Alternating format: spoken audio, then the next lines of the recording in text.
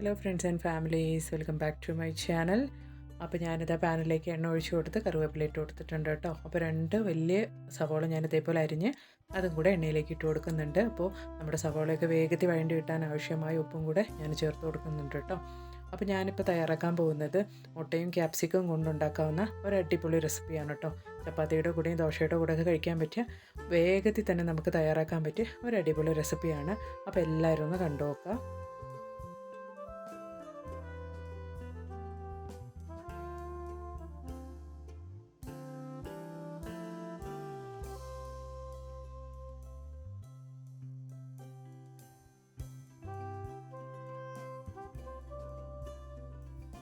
അപ്പോൾ നമ്മുടെ സവോളയൊക്കെ നന്നായി വഴണ്ടി വന്നിട്ടുണ്ട്. ഈ സമയത്ത് 2 മീഡിയം സൈസ് ക്യാപ്സിക്കം ഞാനിതുപോലെ അരിഞ്ഞ് അതും കൂടെ അതിലേക്ക് ചേർത്ത് കൊടുക്കുന്നുണ്ട്.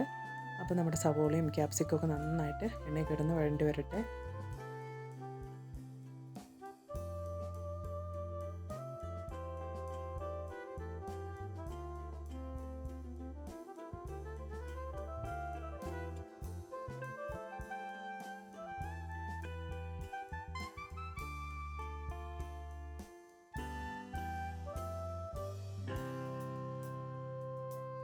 അപ്പോൾ നമ്മുടെ സവോളയും ക്യാപ്സിക്കും ഒക്കെ നന്നായിട്ട് വഴണ്ടി വന്നുകൊണ്ടിരിക്കുന്നുണ്ട്.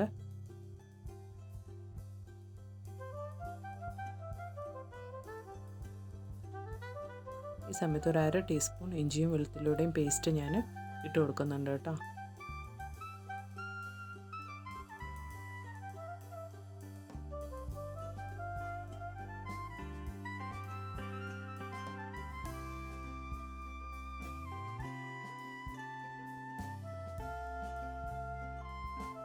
ഈ സമയത്ത് നമുക്ക് ഒരു 1/4 ടീസ്പൂൺ മഞ്ഞൾപ്പൊടി ആഡ് ചെയ്ത് കൊടുക്കാം.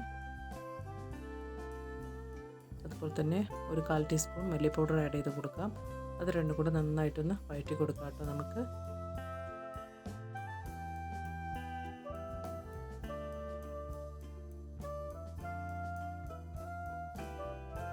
ഇനി നമുക്ക് ഒരു 1/4 ടീസ്പൂൺ ഗരം മസാല ആഡ് ചെയ്ത് കൊടുക്കാം. അതുപോലെ തന്നെ ഒരു 1/4 ടീസ്പൂൺ വലിയ ജീരകത്തിൻ്റെ പൗഡറാണിത് ഇട്ട് അതും കൂടെ ഇട്ട് കൊടുക്കാം.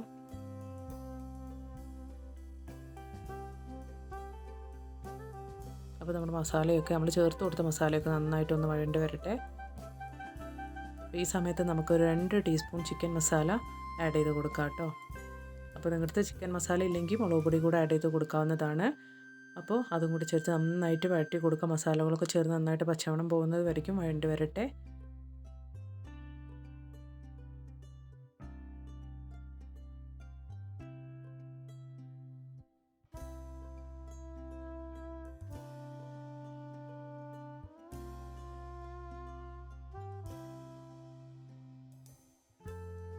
അപ്പോൾ നമ്മൾ ചേർത്ത് കൊടുത്ത മസാലയൊക്കെ നന്നായിട്ടൊന്ന് വെന്ത് വരാൻ വേണ്ടിയിട്ട് നമുക്കതിനാവശ്യമായ വെള്ളം ഒഴിച്ചു കൊടുക്കാം കേട്ടോ.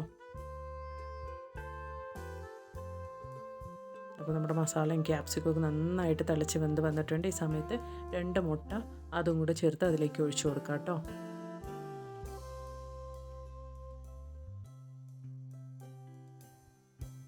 അതൊന്ന് നന്നായിട്ട് വെന്ത് വരട്ടെ. അത് നന്നായിട്ട് നമുക്കൊന്ന് മിക്സ് ചെയ്ത് കൊടുക്കാം കേട്ടോ.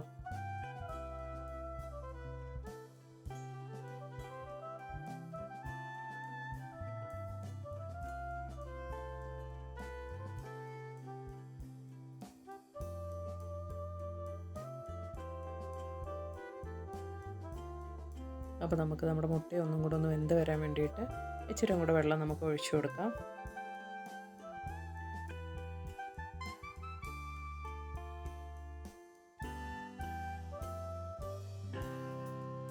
അപ്പോൾ ഇതാ നമ്മുടെ മുട്ടയും ക്യാപ്സിക്കും ഒക്കെ ചേർന്ന് നന്നായിട്ട് വെന്ത് വന്നിട്ടുണ്ട് കേട്ടോ. അപ്പോൾ നല്ല ചപ്പാത്തിയുടെ കൂടെയും ദോശയുടെ കൂടെ കഴിക്കാൻ പറ്റിയ ഒരു അടിപൊളി റെസിപ്പിയാണ് കേട്ടോ ഇത്. എല്ലാവരും ഇതുപോലെ ഒന്ന് ട്രൈ ചെയ്ത് നോക്കുക. എന്നിട്ട് നിങ്ങളുടെ അഭിപ്രായങ്ങളൊക്കെ ഒന്ന് കമൻറ്റ് ബോക്സിലിട്ട് അറിയിക്കുക കേട്ടോ. വളരെ പെട്ടെന്ന് തന്നെ നമുക്ക് തയ്യാറാക്കാവുന്ന ഒരു റെസിപ്പിയാണ് ഇത്. അപ്പോൾ നമ്മുടെ റെസിപ്പി ഇവിടെ റെഡി ആയതിന് മുകളിലേക്കായിട്ട് നമുക്ക് ഇച്ചിരി മല്ലിയില സ്പ്രെഡ് ചെയ്ത് കൊടുക്കാം കേട്ടോ. അപ്പോൾ നമുക്ക് നമ്മുടെ മുട്ടയും ക്യാപ്സിക്കും ഒക്കെ ചേർത്തുണ്ടാക്കിയ റെസിപ്പി ഒരു സെർവിങ് പ്ലേറ്റിലേക്ക് മാറ്റിയെടുക്കാം.